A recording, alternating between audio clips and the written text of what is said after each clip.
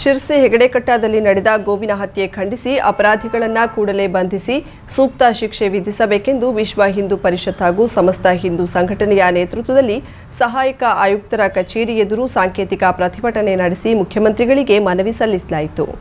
ಪ್ರತಿಭಟನೆಯಲ್ಲಿ ಪಾಲ್ಗೊಂಡ ನಂದನ್ ಸಾಗರ್ ಮಾತನಾಡಿ, ಹೆಗಡೆಕಟ್ಟ ಸಮೀಪದ ಒಳ ರಸ್ತೆಯಲ್ಲಿ ಹಿಂದೂಗಳಿಗೆ ಪವಿತ್ರವಾಗಿರುವ ನಿತ್ಯ ಪೂಜಿಸುವ ಗೋವನ್ನ ಕಡಿದು ಅದರ ರುಂಡವನ್ನ ಸಾರ್ವಜನಿಕವಾಗಿ ರಸ್ತೆಯಲ್ಲಿ ಎಸೆದು ವಿಕೃತಿ ಮೆರೆದಿರುವುದು ಖಂಡನೀಯ. ಗೋವುಗಳು ಸಮಸ್ತ ಹಿಂದೂಗಳಿಗೆ ಪೂಜನೀಯವಾಗಿದ್ದು ಮುಕ್ಕೋಟಿ ದೇವರ ಸ್ವರೂಪವಾಗಿ ನಾವು ಗೋವನ್ನ ಪೂಜಿಸುತ್ತೇವೆ. ದುಷ್ಕರ್ಮಿಗಳು ಸಮಾಜಘಾತುಕರು ಹಿಂದೂಗಳ ಪವಿತ್ರ ದೇವತೆ ಗೋವನ್ನ ವಧಿಸುವ ಮೂಲಕ ಸಮಾಜದಲ್ಲಿ ಅಶಾಂತಿ ಸೃಷ್ಟಿಸುವ ಹುನ್ನಾರ ನಡೆಸಿದ್ದಾರೆ.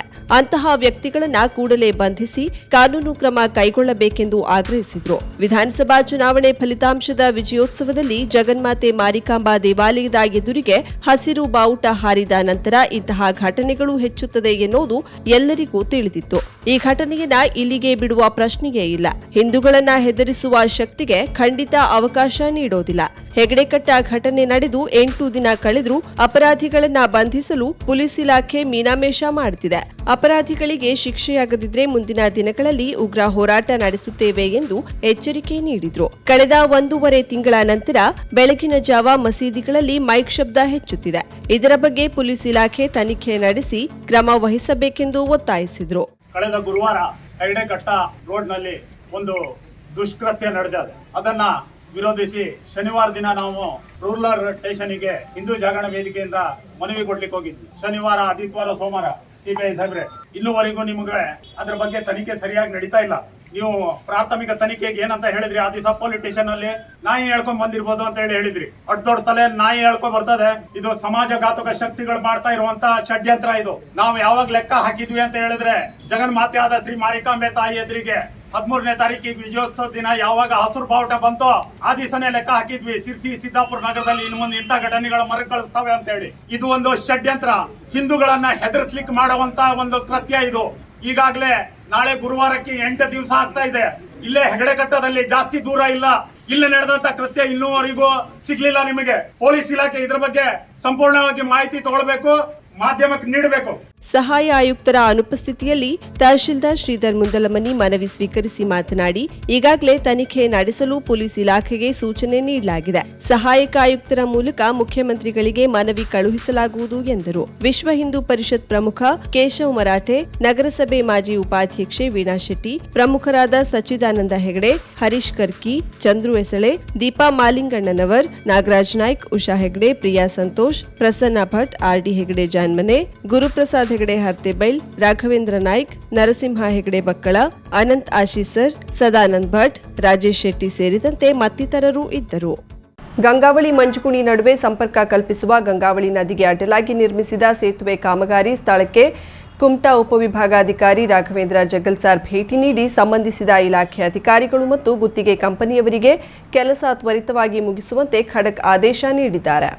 ಸೋಮವಾರ ನಾಡುಮಾಸ್ಕೇರಿ ಗ್ರಾಮ ಪಂಚಾಯತ್ ಅಧ್ಯಕ್ಷರು, ಉಪಾಧ್ಯಕ್ಷರು ಹಾಗೂ ಎಲ್ಲ ಸದಸ್ಯರು ಉಪವಿಭಾಗಾಧಿಕಾರಿಗಳಿಗೆ ಭೇಟಿ ಮಾಡಿ ಸೇತುವೆ ಪೂರ್ಣಗೊಂಡರೂ ಸಂಚಾರಕ್ಕೆ ಸಿಗದಿರುವ ಬಗ್ಗೆ, ಜನರಿಗೆ ಆಗುತ್ತಿರುವ ತೊಂದರೆ ಬಗ್ಗೆ ವಿವರಿಸಿ ಸರಿಪಡಿಸುವಂತೆ ಮನವಿ ಮಾಡಿದ್ದರು. ಇದಕ್ಕೆ ಖುದ್ದು ಸ್ಥಳಕ್ಕೆ ಬಂದು ಪರಿಶೀಲನೆ ಮಾಡೋದಾಗಿ ತಿಳಿಸಿದರು. ಅದರಂತೆ ಭೇಟಿ ನೀಡಿ ಮಾಹಿತಿ ಪಡೆದರು. ಪಾದಚಾರಿಗಳು ಮತ್ತು ಬೈಕ್ ಸಂಚರಿಸಲು ಅನುವಾಗುವಂತೆ ಮಣ್ಣು ತುಂಬಬೇಕೆಂದು ಜನರು ಆಗ್ರಹಿಸಿದಾಗ ಗುತ್ತಿಗೆ ಕಂಪನಿಯವರು ಒಂದಿಲ್ಲೊಂದು ಕಾರಣ ಹೇಳಿ ತಪ್ಪಿಸಿಕೊಳ್ಳಲು ಯತ್ನಿಸಿದ್ರು. ಇದಕ್ಕೆ ಅಧಿಕಾರಿಯವರನ್ನ ತೀವ್ರ ತರಾಟೆಗೆ ತೆಗೆದುಕೊಂಡು ಉಪವಿಭಾಗಾಧಿಕಾರಿ ಯಾವುದೇ ಕಾರಣ ನೀಡಿ ತಪ್ಪಿಸಿಕೊಳ್ಳಬೇಡಿ, ನಾಳೆಯಿಂದ ಒಂದು ಕಡೆ ಮಣ್ಣು ತುಂಬಿ ಕೂಡು ರಸ್ತೆ ಸರಿಪಡಿಸಿ ಎಂದರು. ಅಲ್ಲದೆ ಈಗಾಗಲೇ ಮಂಜುಗುಣಿ ಭಾಗದ ಖಾಸಗಿ ಜಾಗದ ಸಮಸ್ಯೆಯನ್ನ ಬಗೆಹರಿಸಲಾಗಿದ್ದು, ಆದರೂ ಏಕೆ ವಿಳಂಬ ಮಾಡಿದ್ದೀರಿ ಎಂದು ಪ್ರಶ್ನಿಸಿ, ಇದು ಸರಿಯಲ್ಲ, ತಕ್ಷಣ ಇಲ್ಲಿನ ಅಪ್ರೋಚ್ ರಸ್ತೆ ಸರಿಪಡಿಸಿ ಜನರಿಗೆ ಓಡಾಡಲು ಅನುವು ಮಾಡಿಕೊಡುವಂತೆ ತಿಳಿಸಿದ್ರು. ಅಲ್ಲದೆ ಗಂಗಾವಳಿ ಭಾಗದಲ್ಲಿನ ಅಪ್ರೋಚ್ ರಸ್ತೆಗೆ ತೊಡಕಾಗುತ್ತಿರುವ ಖಾಸಗಿ ಜಾಗದವರನ್ನ ಭೇಟಿ ಮಾಡಿ ಇದಕ್ಕೆ ಸಂಬಂಧಿಸಿದಂತೆ ಮಾಹಿತಿ ಪಡೆದು ಮುಂದಿನ ಕ್ರಮದ ಕುರಿತು ಅಧಿಕಾರಿಗಳಿಗೆ ತಿಳಿಸಿದ್ದಾರೆ. ಕೇವಲ ಅಧಿಕಾರಿಗಳು ಭೇಟಿ ನೀಡುತ್ತಾರೆ ಎಂದು ತಿಳಿದ ತಕ್ಷಣ ಕೆಲಸಗಾರರನ್ನ ನಿಯೋಜಿಸುತ್ತಾರೆ. ಬೇಕಂತಲೇ ಕೆಲಸವನ್ನ ನಿಧಾನಗತಿಯಲ್ಲಿ ಮಾಡುತ್ತಿದ್ದಾರೆ ಎಂದು ಗುತ್ತಿಗೆ ಕಂಪನಿಯ ನಿರ್ಲಕ್ಷ್ಯದ ಬಗ್ಗೆ ಜನ ಆಕ್ರೋಶ ವ್ಯಕ್ತಪಡಿಸಿದ್ರು. ಉಪವಿಭಾಗಾಧಿಕಾರಿಯವರು ಈ ಬಗ್ಗೆ ಉತ್ತರಿಸುವಂತೆ ಗುತ್ತಿಗೆ ಕಂಪನಿಯವರಿಗೆ ಸೂಚಿಸಿದಾಗ ಯಾವಾಗಲೂ ಕೆಲಸಗಾರರು ಕೆಲಸಗಾರರು ಇರುತ್ತಾರೆ ಎಂದಾಗ ನಿಮ್ಮ ಕಂಪನಿ ಕಾಮಗಾರಿ ನಡೆಸುವ ಹಲವೆಡೆ ತೆರಳಿ ಪರಿಶೀಲನೆ ಮಾಡಿದ್ದೇನೆ. ಎಲ್ಲೆಡೆಯೂ ಇದೇ ರೀತಿಯಾಗಿದೆ ಎಂದು ಗರಂ ಆಗಿ ಹೆಚ್ಚಿನ ಕೆಲಸಗಾರರೊಂದಿಗೆ 2 ಕಡೆ ಮಣ್ಣು ತುಂಬಿ ಸರಿಪಡಿಸುವಂತೆ ಆದೇಶಿಸಿದರು. ಕುಮಟಾ ಉಪವಿಭಾಗಾಧಿಕಾರಿ ರಾಘವೇಂದ್ರ ಜಗಲ್ಸರ್ ಮುಂಜಾವು ಡಿಜಿಟಲ್ನೊಂದಿಗೆ ಮಾತನಾಡಿ, ಮಳೆಯ ವಾತಾವರಣ ಅವಲಂಬಿಸಿ ಒಟ್ಟು 20 ದಿನ ಕಾಲಾವಕಾಶದಲ್ಲಿ ಇಲ್ಲಿನ ಕೆಲಸ ಪೂರ್ಣಗೊಳಿಸುವಂತೆ ಸೂಚಿಸಿದ್ದೇನೆ. ಬುಧವಾರದಿಂದಲೇ ಕೆಲಸ ಪ್ರಾರಂಭಿಸುತ್ತಾರೆ. 1-2 ದಿನದಲ್ಲಿ ಸಾರ್ವಜನಿಕರಿಗೆ ಸಮರ್ಪಕವಾಗಿ ಓಡಾಡಲು ಲಭ್ಯವಾಗುತ್ತದೆ. ನಿಗದಿತ ಅವಧಿಯಲ್ಲಿ ಸೂಚಿಸಿದ ಕೆಲಸ ಆಗದಿದ್ರೆ ಗುತ್ತಿಗೆ ಕಂಪನಿಯ ವಿರುದ್ಧ ಕಾನೂನು ಕ್ರಮ ತೆಗೆದುಕೊಳ್ಳಲಾಗುವುದು ಎಂದಿದ್ದಾರೆ. ಅವರೇ ಕಾಂಟ್ರಾಕ್ಟರ್ ಪ್ರಾಮಿಸ್ ಮಾಡ್ತಾ ಇದ್ದಾನೆ. AWL ಇಲ್ಲಿ ಇದ್ದಾರೆ, ಇವ್ರು ಮಾನಿಟರ್ ಮಾಡ್ತಾರೆ. ಆ ಕಡೆಯಿಂದ ಫಸ್ಟ್ ರ್ಯಾಂಪ್ ಕ್ಲಿಯರ್ ಮಾಡಿ ಅಲ್ಲಿಂದ ಕಮ್ಮಿ ಲೋಡ್ ಇರೋಂಥ ವೆಹಿಕಲ್ಸ್ಗಳಲ್ಲಿ ಇವ್ರು ಇಲ್ಲಿ ಲೋಡ್ ಫಿಲ್ಲಿಂಗ್ ಮಾಡ್ತೀವಿ ಅಂತ ಹೇಳಿದ್ದಾರೆ. ನಾಳೆಯಿಂದನೇ ಕೆಲಸ ಸ್ಟಾರ್ಟ್ ಮಾಡ್ತೀವಿ ಅಂತ ಹೇಳಿದ್ದಾರೆ. ಮತ್ತು ಮೀನ್ ವೈಲ್ ನಿಮ್ಮ ಸಾರ್ವಜನಿಕರಿಂದ ನಿನ್ನೆ ನಮ್ಮ ಆಫೀಸಿಗೆ ಮನವಿ ಕೊಟ್ಟಿದ್ರಲ್ಲ, ಅದರ ಮೇಲೆ ಇವ್ರಿಗೆ ನೋಟಿಸ್ ಇಶ್ಯೂ ಮಾಡ್ತೀನಿ. ಮತ್ತು 15 ದಿನದಲ್ಲಿ ಮುಂದಿನ ಕೆಲಸ ಪ್ರಗತಿಯಲ್ಲಿಲ್ಲ ಅಂತಂದಮೇಲೆ ಇವ್ರ ಮೇಲೆ ಕಾನೂನು ಕ್ರಮ ತಗೊಳ್ಳಿಕ್ಕೆ ಡೈರೆಕ್ಷನ್ಸ್ ಕೊಡ್ತೀನಿ ಇವ್ರಿಗೆ. ಆಯ್ತಾ, ಈಗ ನಾಳೆಯಿಂದನೇ ಅವ್ರು ಕೆಲಸ ಸ್ಟಾರ್ಟ್ ಮಾಡ್ತೀನಿ ಅಂತ ಹೇಳಿದ್ದಾರೆ. ಏನೋ ಮಲ್ಲಿಕಾರ್ಜುನ್ ಮಾಡ್ತೀನಿ AWL ಅಲ್ಲ, ಸುಮ್ಮನೆ ಇವ್ರ ಮುಂದೆ ಹೆಸರಲ್ಲ. ನಾಳೆ ಮುಂದೆ ನಿಂತು ಫೋಟೋ ಕಳಿಸ್ಬೇಕು ನೀವು. ಎಸ್ ಅಂದ್ಕೊಂಡು ಹೋದ್ರಲ್ಲ, ಯಾವಾಗನಿಂದ ಸ್ಟಾರ್ಟ್ ಹೇಳಿ ಸರ್. ಕೆಲಸ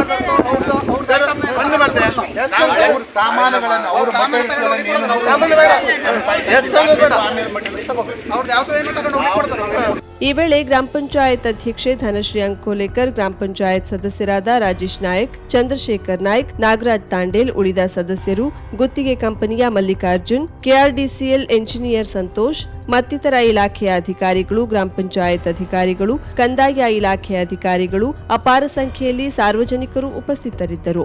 ಕರಾವಳಿ ಮುಂಜಾವು ಡಿಜಿಟಲ್ ನ್ಯೂಸ್, ವಿನಾಯಕ್ ಶಾಸ್ತ್ರಿ, ಗೋಕರ್ಣ. ಎಡಬಿಡದೆ ಸುರಿದ ಮಳೆ, ಬೀಸಿ ಬಂದ ವೇಗದ ಗಾಳಿ, ಅರಬ್ಬಿ ಸಮುದ್ರ ಶರಾಬಿ ಹೊಳೆಗೆ ಹೊಂದಿಕೊಂಡ ಭಟ್ಕಳ ತಾಲೂಕಿನ ಮಾವಿನಕುರುವೆ ಗ್ರಾಮ ಪಂಚಾಯತ್ ಬೆಳ್ಳಿ ಭಾಗವನ್ನು ಕದಡಿಬಿಟ್ಟಿದೆ.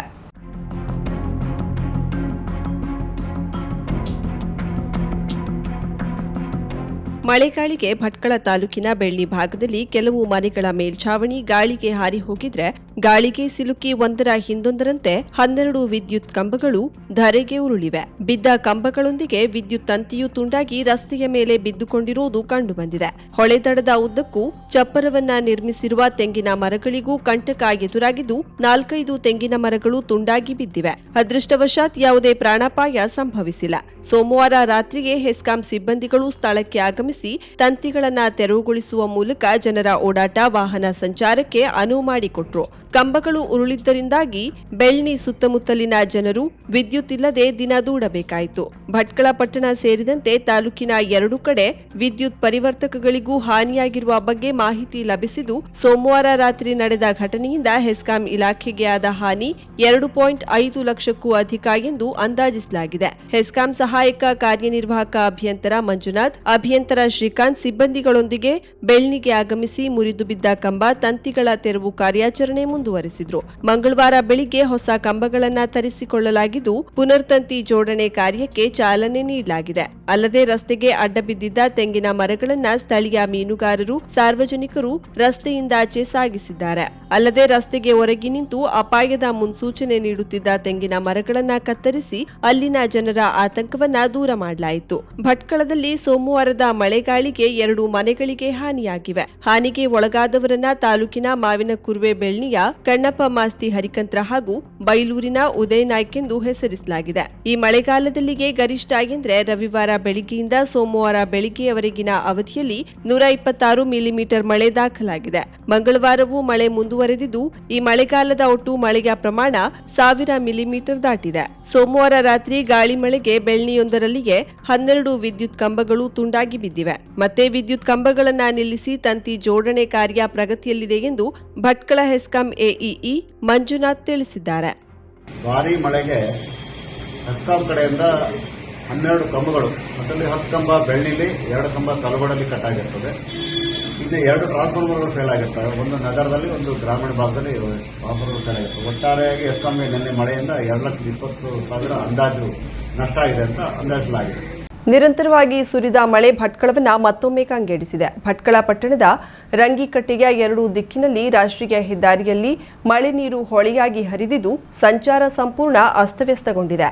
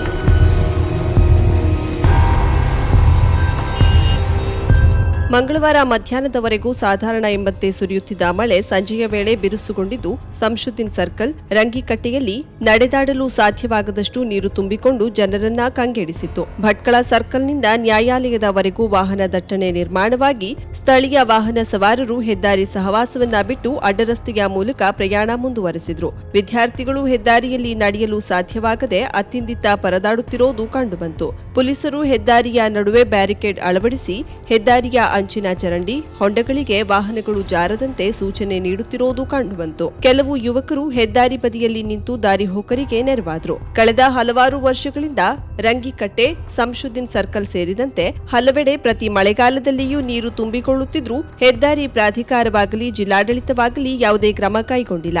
ಐಆರ್ಬಿ ಕಂಪನಿ ಹೆದ್ದಾರಿ ಅಗಲೀಕರಣ ಕಾಮಗಾರಿ ಆರಂಭಿಸಿದಾಗಿನಿಂದ ಸಮಸ್ಯೆ ಇನ್ನಷ್ಟು ಉಲ್ಬಣಗೊಂಡಿದೆ. ಪ್ರತಿ ಬಾರಿಯೂ ಜನರು ಹೆದ್ದಾರಿ ಸರಿಪಡಿಸುವಂತೆ ಆಗ್ರಹಿಸುತ್ತಲೇ ಬಂದಿದ್ದರೂ ಯಾವುದೇ ಪರಿಹಾರ ಕಾಣದಾಗಿದೆ. ನಮಗೆ ಹೆದ್ದಾರಿ ಅಗೆಯುವುದೊಂದೇ ಬಾಕಿ ಉಳಿದಿದೆ ಎಂದು ವಾಹನ ಸವಾರರು ಹಿಡಿಶಾಪ ಹಾಕಿದ್ರು. ಭಟ್ಕಳದಲ್ಲಿ ನಿರಂತರವಾಗಿ ಮಳೆ ಸುರಿಯುತ್ತಿದ್ದು ಯಾವುದೇ ಕ್ಷಣ ನೆರೆ ಸೃಷ್ಟಿಯಾಗುವ ಸಾಧ್ಯತೆಯ ಹಿನ್ನೆಲೆಯಲ್ಲಿ ಮುಂಜಾಗ್ರತಾ ಕ್ರಮವಾಗಿ ಹೊಳೆತಟ್ಟದ ನಿವಾಸಿಗಳು ಸುರಕ್ಷಿತ ಸ್ಥಳಕ್ಕೆ ತೆರಳುವಂತೆ ಸೂಚನೆ ನೀಡಲಾಗಿದೆ. ಈ ಮಳೆಗಾಲದಲ್ಲಿ ಮೊದಲ ಬಾರಿ 24 ಗಂಟೆಗಳ ಅವಧಿಯಲ್ಲಿ 100 ಮಿಲಿಮೀಟರ್ಗೂ ಅಧಿಕ ಮಳೆ ದಾಖಲಾಗಿದ್ದು ಮಂಗಳವಾರವೂ ಮಳೆ ಮುಂದುವರೆದಿದೆ. ಇವತ್ತಿನ ಈ ವಿಪರೀತ ಮಳೆ ನೋಡಿ ನಮ್ಮ ಊರಿನ ದಿಶ ಬಹಳ ಕೆಟ್ಟದಾಗ್ತಾ ಇದೆ. ನಾನು ಇಲ್ಲೇ ಸರ್ಕಲ್ನಲ್ಲಿ ಅಂಗಡಿ ಹಾಕಿ ದಿವಸಾನು ನೋಡ್ತಾ ಇದ್ದೇನೆ. ಎಲ್ಲ ವರ್ಷ ಇದೇ ರೀತಿ ಸಾರ್ವಜನಿಕರಿಗೆ ಈ ನಮೂನೆ ತೊಂದರೆ ಬರ್ತದೆ. ನಾನು ನೋಡ್ತಾ ಇದ್ದೇನೆ. ವಾಹನಗಳು ಹೋರಾಟ ಬಹಳ ಕಷ್ಟದಲ್ಲಿ ಆಗ್ತಾ ಇದೆ. ಎಲ್ಲ ಇದು ನ್ಯಾಷನಲ್ ಹೈವೇಯಲ್ಲಿ ಈ ಥರ ಆಗಿದ್ದರೆ ಊರಿನ ಎಲ್ಲ ಬೇರೆ ಕಡೆ ಬೇರೆ ಬೇರೆ ಇದು ಸೇರಿಯಲ್ಲಿ ಬೇರೆ ರಸ್ತೆಯಲ್ಲಿ ಏನು ಗತಿ ಇದೆ ನೀವೇ ಆಲೋಚನೆ ಮಾಡಿ. ನಾನು ರಿಕ್ವೆಸ್ಟ್ ಮಾಡ್ತೇನೆ, ಒಂದು ನ್ಯಾಷನಲ್ ಹೈವೇ ಡಿಪಾರ್ಟ್ಮೆಂಟ್ನವರಿಗೆ ಅವರು ಕೆಲಸ ಮಾಡುವಾಗ ಇದನ್ನು ಗಮನಿಸಿ ಇದಕ್ಕೆ ನೀರು ಹೋಗುವ ವ್ಯವಸ್ಥೆ ಮಾಡಿಕೊಂಡು ಮುಂದೆ ಕೆಲಸ ನಿಮ್ಮ ಒರೆಸಿ. ಅದು ಅಲ್ಲದೆ ನಮ್ಮ ಮುನ್ಸಿಪಾಲ್ಟಿ ಭಾಳ ಆ್ಯಕ್ಟಿವ್ ಮುನ್ಸಿಪಾಲ್ಟಿ, ಒಳ್ಳೆ ಕೆಲಸ ಮಾಡ್ತಾರೆ. ಆದರೆ ಪ್ರತಿ ವರ್ಷ ಇದು ಆಗ್ತಾ ಇದೆ ಅಂತ ಹೇಳಿ ಗೊತ್ತಿದ್ದು ಸಹ ನೀವು ಇದರ ಬಗ್ಗೆ ನಿಷ್ಕಾಳಜಿ ಯಾಕೆ ಮಾಡ್ತೀರಿ ನನಗೆ ಗೊತ್ತಾಗ್ತಾ ಇಲ್ಲ.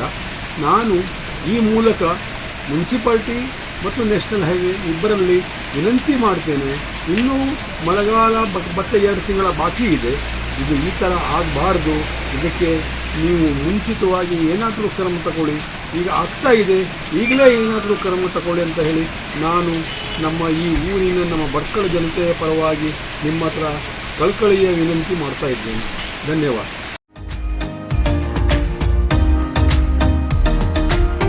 ಮಿಲನ್ ಎಂಟರ್ಪ್ರೈಸಸ್ ಬೃಹತ್ ಎಲೆಕ್ಟ್ರಾನಿಕ್ ಹಾಗೂ ಫರ್ನಿಚರ್ ಮಳಿಗೆ. ಉತ್ತರ ಕನ್ನಡ ಜಿಲ್ಲೆಯಲ್ಲೇ ಅತಿ ಹೆಚ್ಚು ಮಳಿಗೆಗಳನ್ನು ಹೊಂದಿರುವ, ಅತಿ ಹೆಚ್ಚು ಸಂತೃಪ್ತ ಗ್ರಾಹಕರನ್ನ ಹೊಂದಿರುವ ಮೂಲಕ ಹೆಗ್ಗಳಿಕೆಗೆ ಪಾತ್ರವಾಗಿರುವ ಏಕೈಕ ಸಂಸ್ಥೆ ಮಿಲನ್ ಎಂಟರ್ಪ್ರೈಸಸ್. ನಮ್ಮ ಮಳಿಗೆಗಳಲ್ಲಿ ಪ್ರಸಿದ್ಧ ಕಂಪನಿಗಳ electronic refrigerator, washing machine, LED TV, ಎಸಿಗಳು ಲಭ್ಯ.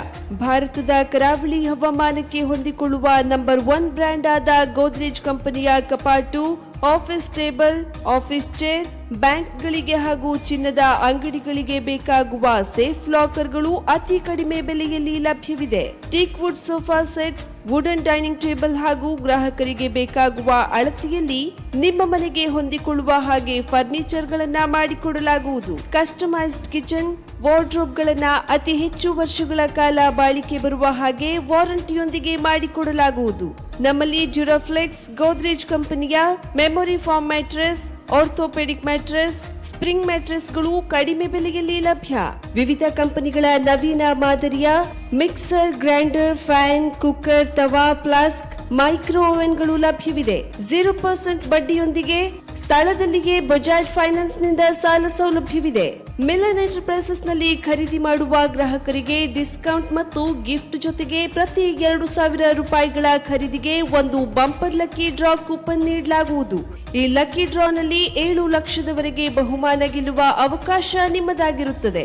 ಲಕ್ಕಿ ಡ್ರಾದಲ್ಲಿ 1 ಕಾರ್, 2 ಬೈಕ್ ಮತ್ತು ರೆಫ್ರಿಜಿರೇಟರ್, ವಾಷಿಂಗ್ ಮಷಿನ್ ಸೇರಿದಂತೆ 30 ಲಕ್ಕಿ ಗ್ರಾಹಕರಿಗೆ ಬಹುಮಾನ ಗೆಲ್ಲುವ ಅವಕಾಶ. ಗ್ರಾಹಕರ ಸಂತೃಪ್ತಿಗೆ ನಮ್ಮ ಮೊದಲ ಆದ್ಯತೆ ಎನ್ನುವುದು ಮಿಲನ್ ಎಂಟರ್ಪ್ರೈಸಸ್ನ ವಾಕ್ಯ.